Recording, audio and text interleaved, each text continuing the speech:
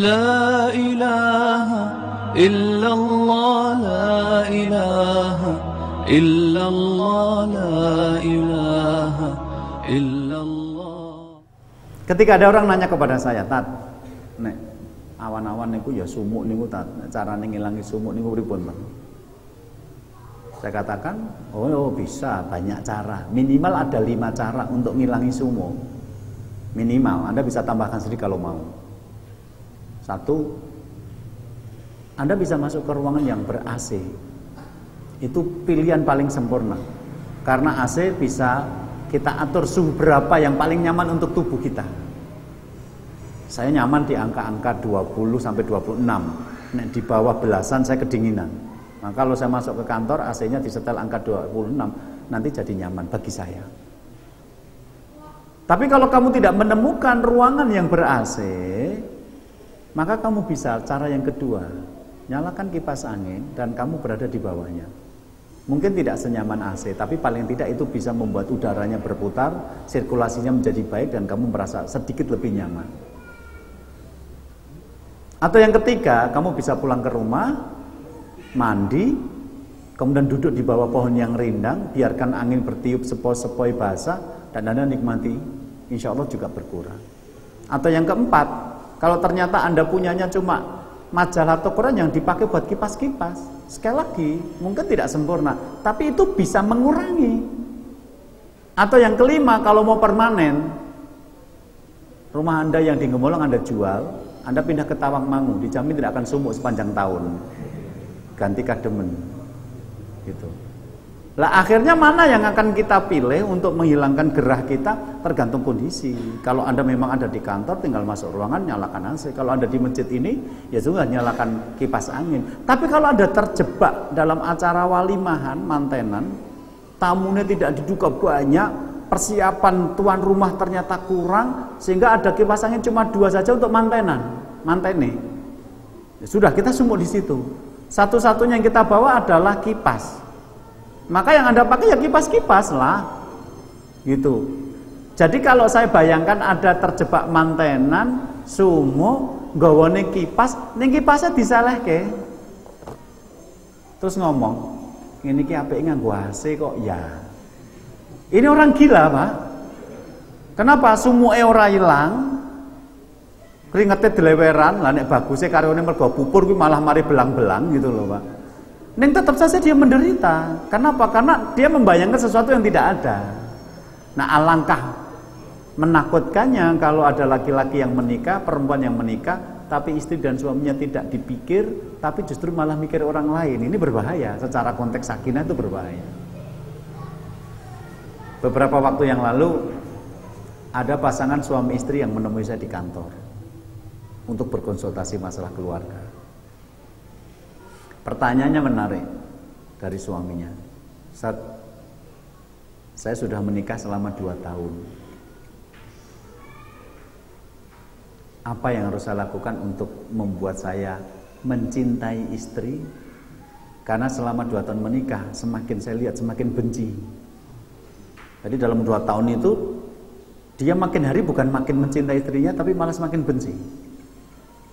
Terus saya katakan, loh kenapa Pak? Lagi mana tidak tahu Ustaz. Kalau saya pulang ke rumah itu istri saya jarang mukanya sumringah, itu jarang. Ditekuk, muram, masam. Kalau saya pulang ke rumah kadang-kadang sudah ada masakan, kadang-kadang belum. Kalau saya pulang ke rumah kadang-kadang rumah bersih, kadang-kadang belum. Jadi istri saya tuh kalau pengen bersih-bersih ya bersih-bersih, kalau enggak ya enggak. Pengen masak ya masak, pengen enggak ya enggak.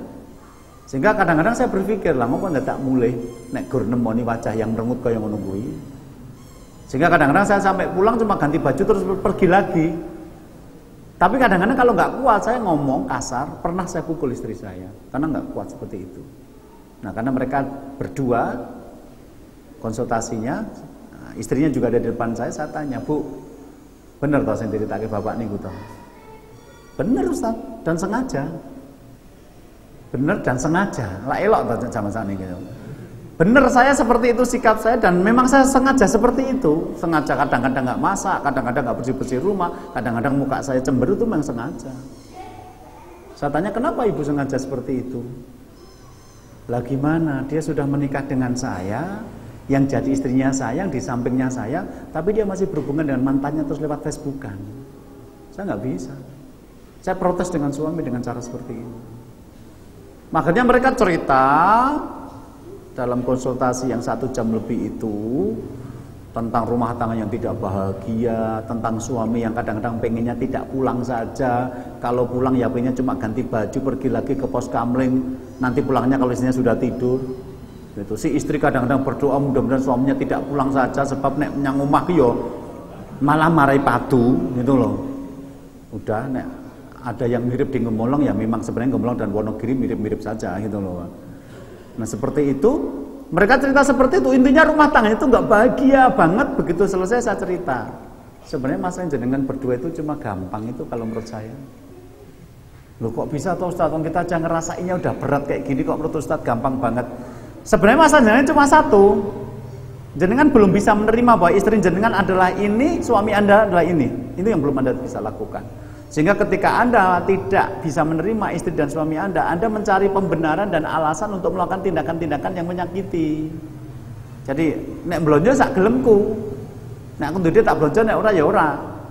Nyatane kowe nek gelem masak ya masak, nek ora ya ora. Akhirnya kita kan mencari pembenaran. Intinya cuma satu, jenengan tidak bisa menerima istri yang sekarang ini, jenengan tidak bisa menerima suami yang sekarang ini, dan masih banyak yang berpikir suatu saat akan tukar tambah gitu.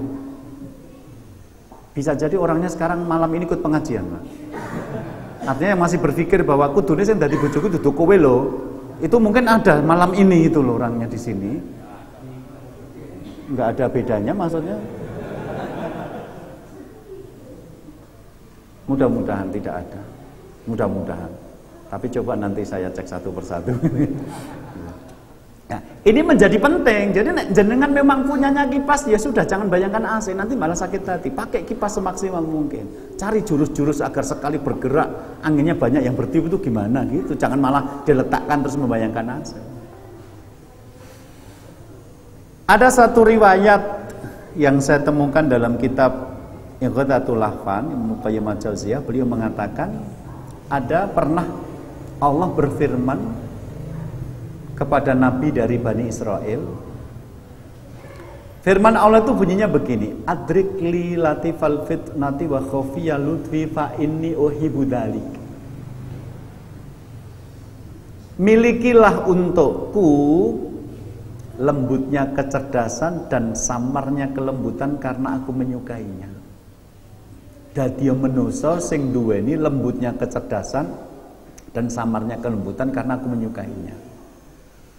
Nabi ini kemudian bertanya, ya Rabbi ma latiful fitnati wa makhafiyul lutfi. Ya Allah, yang dimaksud dengan lembutnya kecerdasan itu apa? Yang dimaksud dengan samarnya kelembutan itu apa? Maka Allah menjawab, in waqa'at 'alaika dubabatun fa'lam ani aqatuha fas'alni arfa'a. Kalau ada seekor lalat yang terbang banjur mencelok kepadamu, ada lalat yang terbang hingga pada dirimu, maka ketahuilah akulah yang menerbangkan lalat itu, akulah yang menjadikannya hingga padamu. Fas'alni arfa'a, maka mintalah kepadaku untuk menerbangkan lalat itu kembali. Jadi barang siapa yang percaya bahwa seekor lalat itu Allah yang menerbangkan, Allah yang menghinggapkan, maka dia memiliki lembutnya kecerdasan. Lah yang dimaksud dengan khafiyul lutfi, samarnya kelembutan itu apa? Allah menjawab, idza atatka habatun fa'lam ani ana dzakartuka biha.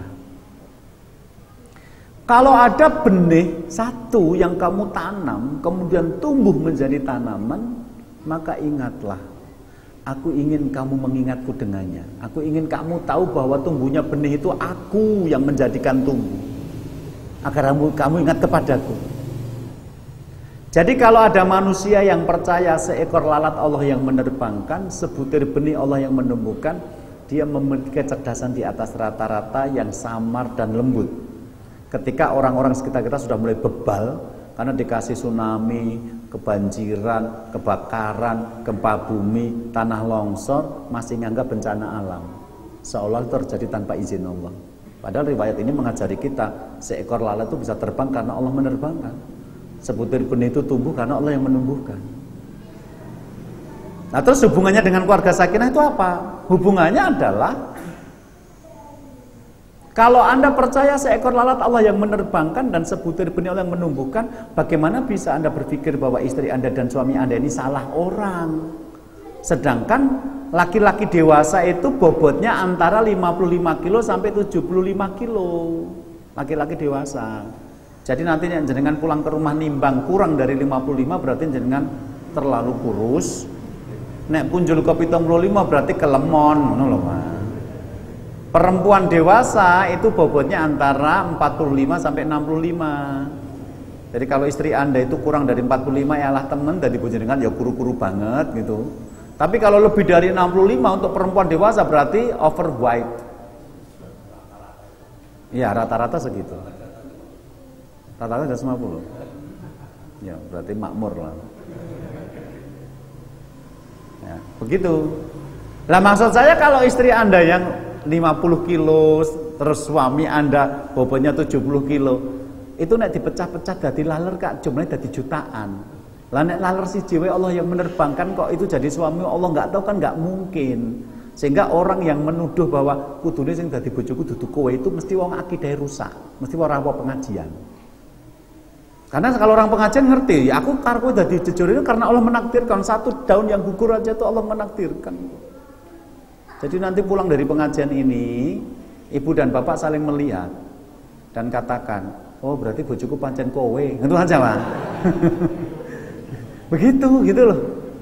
Sudah, nggak usah mikir macam-macam. Kecuali dia bermaksiat kepada Allah, nggak sholat, nggak puasa, kemudian selingkuh, main judi, minuman keras, Anda katakan, aku ketemu karena Allah, nek aku melanggar syariat Allah, aku nggak mau. Tapi nek selama dia sholatnya masih bisa, kemudian orangnya juga tidak melakukan dosa-dosa yang besar, ya terimalah, mesti ada rahasia. Kok kenapa dia menjadi pasangan kita? Anda akan tahu suatu saat nanti. Berhentilah untuk berkhayal perempuan lain atau laki-laki yang lain. Itu tidak akan mensakinahkan, karena Anda merasa kecewa. Okay. Jangan sampai bapak ngomong sama ibu, aku jane gelo nikah karo kowe. Kudune saiki dadi bojoku ki istine Pak Ustad kae dudu kowe. Kok bojone jawab, apa meneh aku Pak luwih gelono, ngono lho Pak. Wong aku ndak ben meh dipekke Ustad Rasido. Akhirnya seperti itu. Nah, kalau kita sudah bisa menerima siapa yang sekarang menjadi suami atau istri kita, otomatis kita kemudian bisa yakin bahwa Allah ilmunya sempurna, dan dalam kesempurnaan ilmu Allah itu Allah telah memilihkan orang yang paling pas untuk kita. Nah, kalau sudah seperti itu, kemudian Anda menemukan suami Anda kurang baik, istri Anda kurang baik, ini saatnya memperbaiki diri, karena pernikahan juga proses. Nggak bisa dinilai dari malam pertama tok. Nek jelek mesti jelek seterusnya, nek baik mesti baik. Enggak, ada proses. Ada orang-orang di awal-awal pernikahan malah baik, ngajinya bagus, sekarang malah lupa ngaji, nggak sholat. Ada orang di awal-awal ngaji malah jadi penjahat, jadi bromocora, tapi sekarang malah jadi orang baik, itu banyak juga. Ya berproses. Yang kedua, ketika Anda sudah pertama tadi sudah qanaah, sudah bisa menerima siapa yang menjadi suami atau istri Anda, maka yang kedua adalah bersama dengan suami dan istri yang Anda miliki ini, Anda memperbanyak ketaatan kepada Allah. Bagaimana menjadikan keluarga kita menjadi keluarga-keluarga yang taat kepada Allah. Ajak istri untuk pengajian, untuk sholat, menutup aurat. Ajak suami untuk kenal agama agar bisa menjadi suami yang bertanggung jawab. Itu caranya mensakinahkan keluarga. Kenapa kok kita harus taat kepada Allah? Pertama karena memang Imam Hasan Al-Basri pernah berkata, wallahi masyai'ahabil ilal mar'il muslim min ayyara waladan awalidan aw hamiman aw akhan muti'an lillahi azza wa jalla. Demi Allah, ora ana perkara sing iso nentremke atine wong muslim kajaba yen nyawang anake, bojone, wong tuane karo sedulure dadi wong sing taat marang Gusti Allah. Itu Imam Hasan Basri sampai matakan demi Allah.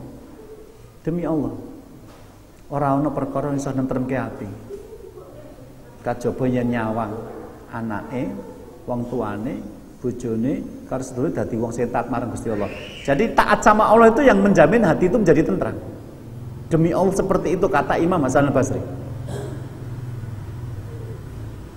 Jadi kalau saya bilang, Pak, mungkin istri Anda nggak begitu cantik, tapi setiap kali Anda pulang ke rumah, dia ada di rumah, teh hangat sudah tersedia, sambutannya menyamankan hati, itu jauh lebih baik, lebih menenteramkan hati daripada jenengan punya istri yang cantik tapi setiap pulang ke rumah orangnya nggak ada dan nggak pamit kemana. Setiap kali ketemu mengingatkan terus bahwa uangnya habis dan kurang. Ya, ibu, bapak mungkin tidak ganteng-ganteng amat, wong amat saya juga nggak ganteng yang tetangga saya itu. Tapi kalau setiap pulang kerja langsung pulang ke rumah, setiap ada panggilan adzan langsung berangkat ke masjid sholat, itu jauh lebih menenteramkan punya suami seperti daripada suami yang tampan tapi jarang pulang. Sekali pulang goncengnya penyanyi dangdut gitu loh. Anak Anda mungkin bukan yang paling pinter, bukan yang paling ganteng, tetapi setiap kali kita lihat capek ngomong, Pak kok kadose kesel toh saya monggo kula pijetin apa kula keroi. Itu jauh lebih baik daripada Anda punya anak ranking 1 pintar tapi nek pendak dikongkon mesti bantah. Tuh kono antangin kono tondok wong aku lagi masuk angin. Oh tuku dhewe. Wah, nganyelke tenan ngono kuwi. Mbok ranking 1 ra penting nek ngoten niku, Pak. Seperti itu. Demi Allah, yang menenteramkan hati seorang muslim itu adalah anak, istri, orang tua, saudara yang taat pada Allah. Yang kedua, karena memang makna dari ayatku anfusakum wa ahlikum naro, jagalah dirimu dan keluargamu dari api neraka, itu intinya adalah jadikanlah keluargamu selamatkan keluargamu dari api neraka itu. Intinya adalah jadikanlah keluargamu jadi orang yang taat kepada Allah. Coba Anda kalau mendengar ayat ini, ku anfusakum wa ahlikum naro, jagalah dirimu dan keluargamu dari api neraka. Apa yang Anda bayangkan? Bangun rumah, dikelilingi benteng, bayar satpam, masang CCTV, atau pakai gembok kombinasi?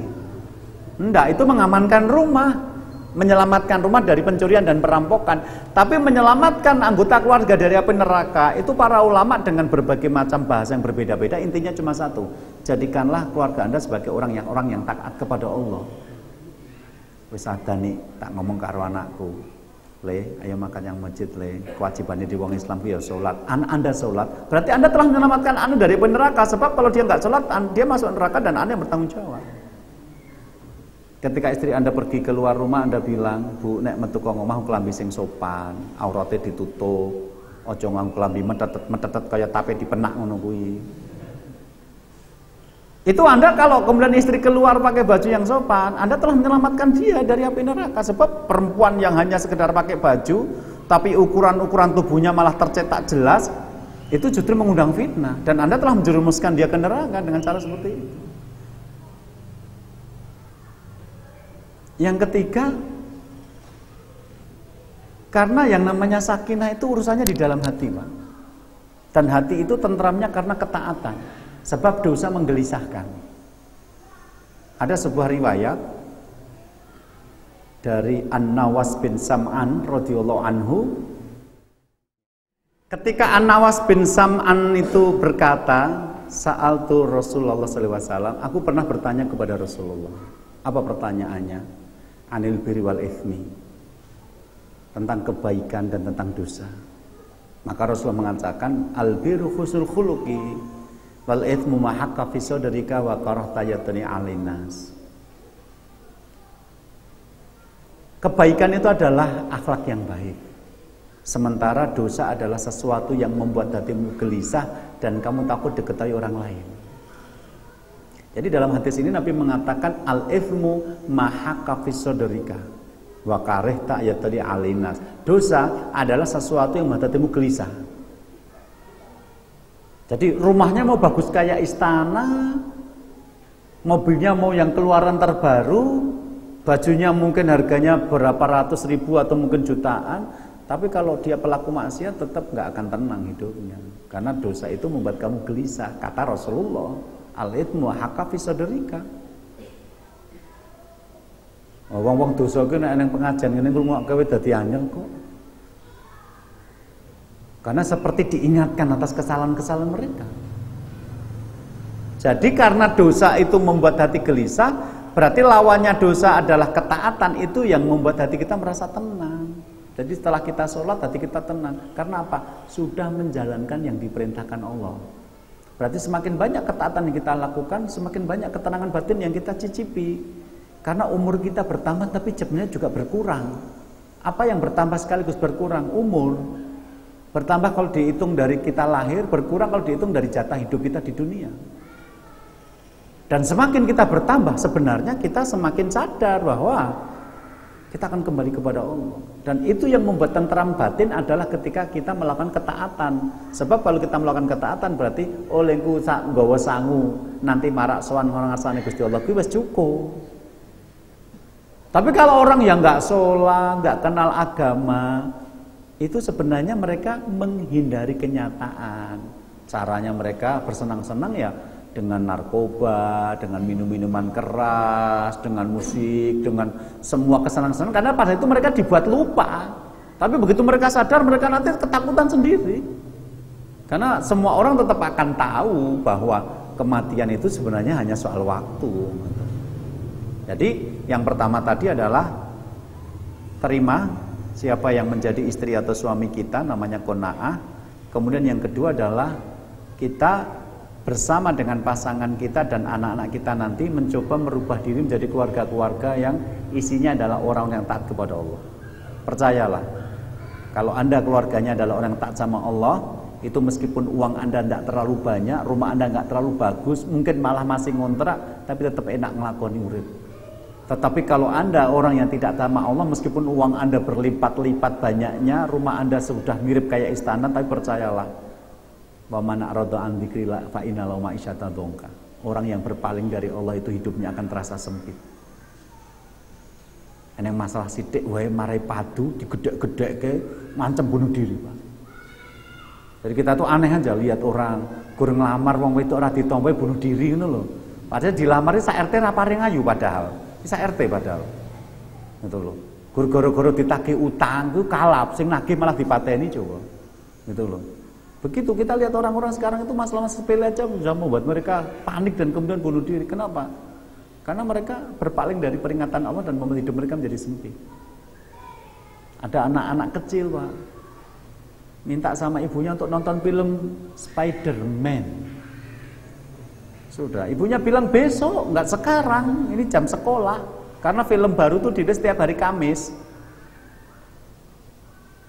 Film baru itu ditayangkan hari Kamis, mulainya. Dia nggak mau nunggu sampai besok, nggak mau. Itu langsung terjun bebas dari apartemen lantai ke-18, apa? Ya mati. Dikira kayak Spider-Man, soal loncat-loncat sini. Nggak bisa. Oke, yang ketiga. Tadi Allah mengatakan di dalam Al-Quran, min anfusikum, pasanganmu itu dari jenismu sendiri, namanya manusia. Nah, dalam perjalanan pernikahan yang lama, pesona-pesona fisik dan materi itu lama-lama memudar. Duwe bojo bagus, nyawang rong dino ramangan cek warak, niku umure lagi 20 tahun. Saiki ndek bojo bagus, wae bayar sekolah randi tetap anyel.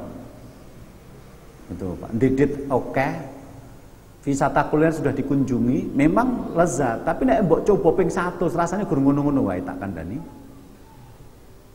Kenapa? Karena kesenangan materi itu suatu saat akan sampai pada nuqtatul ghulayan, titik jenuh. Nah, ketika sudah sampai pada titik jenuh, akhirnya apa? Orang merasa hampa jiwanya. Nah, karena itu langkah yang ketiga untuk mendapatkan sakinah dalam keluarga adalah kita memberikan nutrisi bagi jiwa ini. Hargailah pasangan Anda. Karena penghargaan itu yang membuat orang merasa berarti dan itu merasa dihargai dan itu akan membuat lebih nyaman daripada yang kita tawarkan cuma kesenangan-kesenangan materi. Ada laki-laki yang punya uang 5 juta dikasihkan amplop. Tapi ngasihkan case-nya dilempar. Nyoh blonjomu. Itu meskipun 5 juta istrinya nangis kok cerita sama saya. Tapi ada laki-laki cuma ngasih 500.000, dikasih amplop juga, terus ngomong dikasihkan. Mi, panggilannya Umi, Mi, maaf ya, cuma 500.000, tapi ini yang aku yakini halal untuk aku berikan kepadamu. Itu bisa nangis kok istrinya. 500.000 bisa nangis, bisa hormat sama suami, 5 juta bisa muni-muni, karena apa? Merasa direndahkan. Ini ada riwayat begini. Qala li Rasulullah sallallahu alaihi wasallam, "Innil alam idza kunti ani radiya wa idza kunti alai ghadbah." Pada suatu hari Rasulullah berkata kepada Aisyah, "Ya Aisyah, aku tahu kapan kamu marah kepadaku dan kamu ridho kepadaku. Inilah alam idza kunti ani radiya wa idza kunti alai ghadbah." Aku tahu kapan kamu ridho kepadaku, atimu lilo, atimu legowo, lan kapan kau lagi nesu karo aku. Aku ngerti kok Aisyah. Min aina ta'rifu dzalika? Dari mana Anda tahu kalau saya sedang tidak suka pada Anda, saya sedang marah pada Anda? Dari mana Anda tahu? Wong saya sudah menyembunyikan. Delik ke gen ra ketok.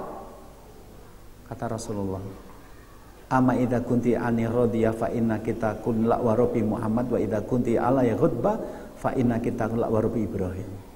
Qalat faqultu ajal wallahi ya Rasulullah ma'ajul ismak. Ngene lho Aisyah.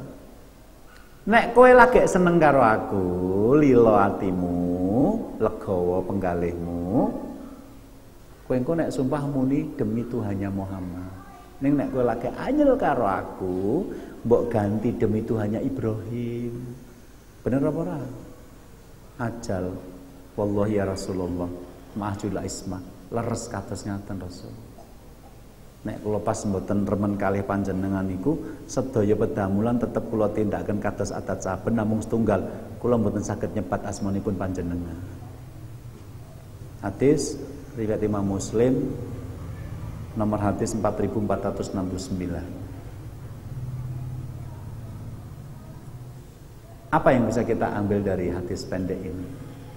Satu, dalam konteks keluarga sakinah menjadi penting bagi laki-laki untuk selalu memantau keadaan rumah, apakah istrinya dalam keadaan ridho atau dalam keadaan marah.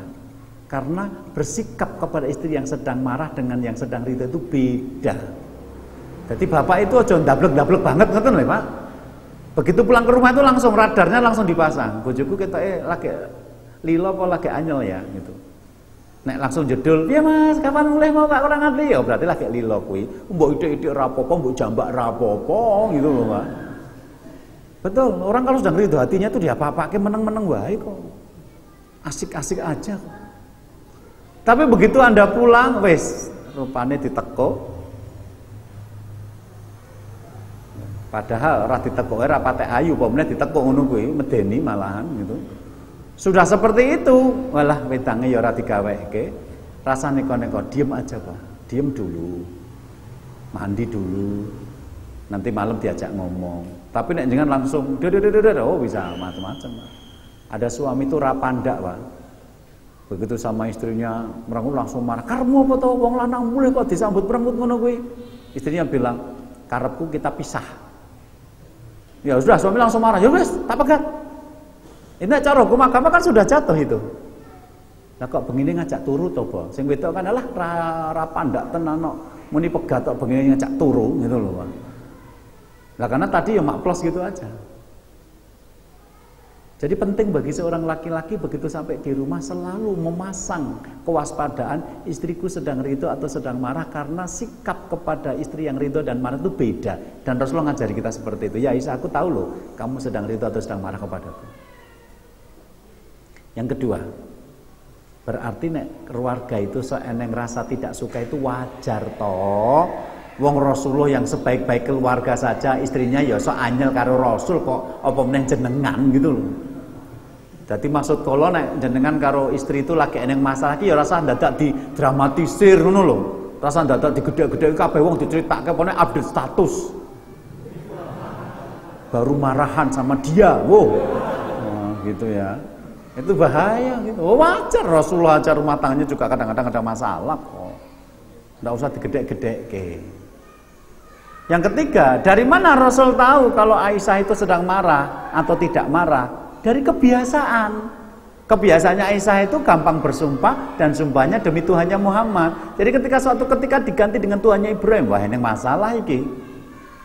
Lah kok diganti Ibrahim ini ngopo gitu, mesti ada sesuatu. Kenapa? Karena 90% yang kita lakukan setiap hari itu mengulang kebiasaan.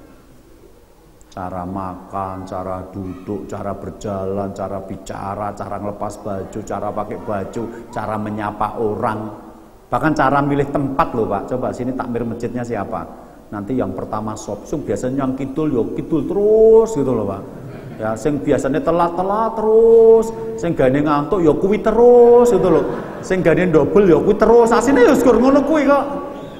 Mang percaya wis. Kenapa? Karena ketika orang itu mengulang-ulang kebiasaan sampai pada comfort zone, zona nyaman, dia tidak perlu berpikir lagi, dan ini disebut dengan akhlak. Akhlak itu perilaku yang kita lakukan tanpa kita berpikir. Dan itu entah baik entah buruk, orang kalau sudah terbiasa melakukan akhirnya merasa nyaman. Itu tidak punya alasan, nggak akan merubah. Kenapa? Wes kayak otomatis gitu. Jadi misalnya pagi-pagi keluar rumah, seret, belok kanan, langsung berangkat ke kantor.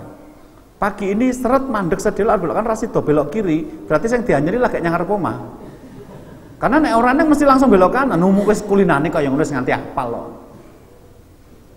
Itu. Makanya kalau bapak-bapak pengen keluarganya sakinah, perhatikan kebiasaan-kebiasaan ibu. Dadi nek ra kaya biasane ra kada saben berarti ana masalah.